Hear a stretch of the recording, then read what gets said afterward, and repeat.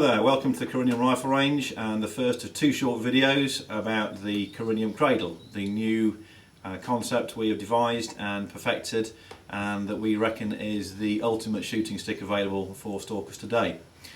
Just a little bit about sticks in general to start with, we'll come on to the use of them later on, but sticks have been around for a number of years now for use in stalking, ranging from a simple one stick design up to the traditional two sticks and then tripod versions, and ultimately the quad pod that's been around for 2 or 3 years now. No doubt somebody will come up with some extra legged versions at some point in the future. I'd be interested to see what happens at that point. But up to this point we've got the ultimate stick is the quad pod, and the quad pod comes in 2 or 3 different forms. Most people's experience with a quad pod is a homemade version. They've maybe been on YouTube and looked up quad sticks, read on some of the internet forums about them, been to B&Q or the local hardware store, bought some canes of varying quality, lashed them together and voila, they've got a set of quad sticks. And in all fairness, they work. They all provide a level of support, a good level of support, but they do have limitations.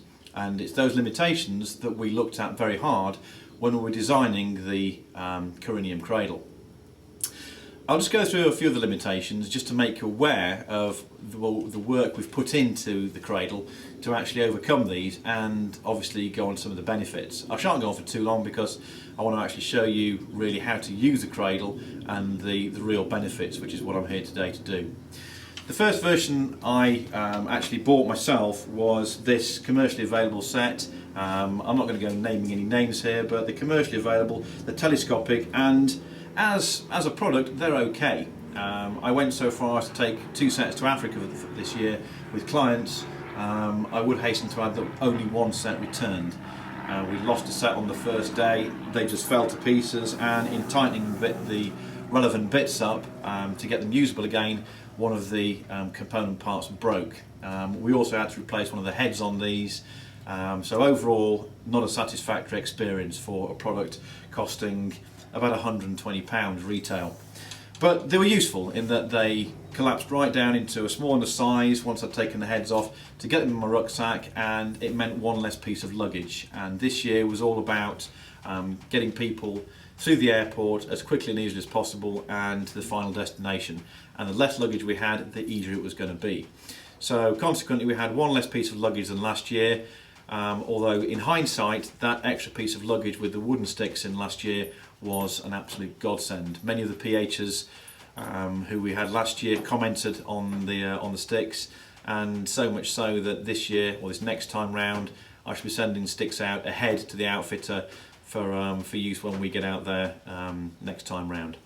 So these are the commercially available sticks. They're made of metal, they rattle and clank a bit even when you're carrying them. It's very, very hard to keep them from rattling and clanking, as with the other wooden sticks, because it's like carrying a bunch of garden canes basically, or metallic objects. The heads aren't too satisfactory. Once you get the sticks deployed, which they deploy quite easily, once you get the sticks deployed, you'll notice that the sticks, the heads, they aren't level, so you have to faff around getting the sticks level, the heads hopefully twisting them around so that the rifle sits level, and then they're held in these U-shaped cradles, which are some of the best on the market in all fairness. The vast majority of quad sticks on the market have got a 4-stick design such as this, but the sticks themselves are joined together at the top. Rather than having some sort of bracket here with a head in it, the sticks themselves form the basis for the rifle rest, and they usually form a V shape, like so. 1 stick crossed with the other one and joined in the middle. That V shape is, to me, the main limitation with quad sticks, as it holds the rifle very securely, but only in one direction. Thus, which means if the animal moves, you're having to pick the whole set of sticks up with the rifle and move it. Not ideal. If you have an animal that's moving left to right or vice versa, you're having to pick the sticks up and move with it. So that was one of the main limitations, and the materials and the weakness of the materials was the other. In designing our stick, we looked pretty hard at every single method of joining sticks, and what we wanted to do was come up with a 1-piece stick, ideally, like this. When it first appeared, it was square in section, which made it far less comfortable to carry. So my initial adjustment to it was to have it rounded off like so, and it now sits in the hand quite comfortably.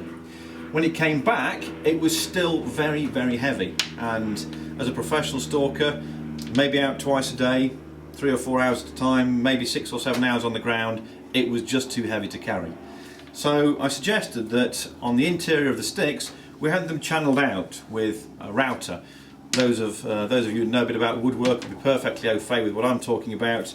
I'm not. I wasn't very good at woodwork at school nor metalwork, but I could come up with ideas. And we had them taken out on both the interior surfaces of the stick, which dramatically reduced the weight, almost by a half, which then gave us a very, very lightweight stick. One piece, comfortable to carry and light with it. The bottom of the stick we looked at very hard. The commercial versions had various spikes or just the ends of the stick which stuck in the mud, and they were getting clogged up and blocked up with mud and what have you, and ultimately the sticks were joined to one another at the bottom. As you can see on the Cradle, the sticks are not joined to each other, but instead they're joined to a metallic hinge, specially designed, milled out of alloy to keep it light but hard wearing. That hinge on there has been on there probably 18 months now, so very, very hard wearing. Some damage to it obviously, wear and tear, but still going strong. So that was the hinge bit at the bottom of the stick sorted out. The stick itself was sorted out. That just left the top of the sticks, the cradles. The cradles to me were the most important part of the stick without a shadow of a doubt. No other part of the stick came under such close scrutiny as the top of it. Initially it came as one piece of wood, but unfortunately, as I found out within only minutes of getting the first set of sticks, they were originally made of one piece of wood, and where they were milled down to fit into the top of the sticks, where the head joins the stick, was a weak point, and within minutes they were broken.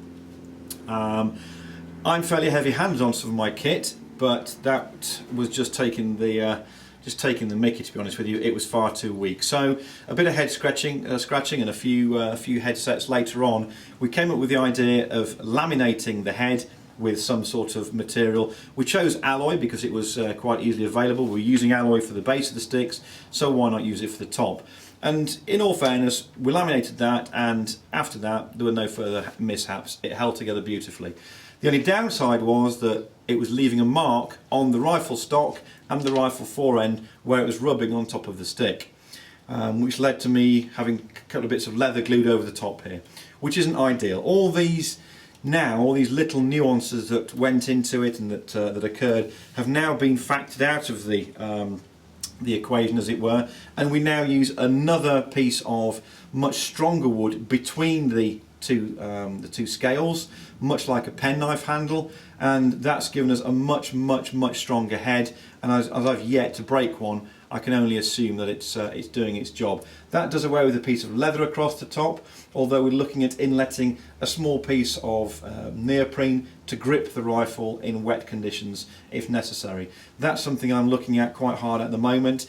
Any sets that have been supplied since then will obviously be retrofitted with that. It's quite easy. We'll just replace the heads. It's very simple. As with all the parts of this stick, it's kind of modular, as it were. If you break any individual part by accident in normal use, we can replace it. There's no big stress there.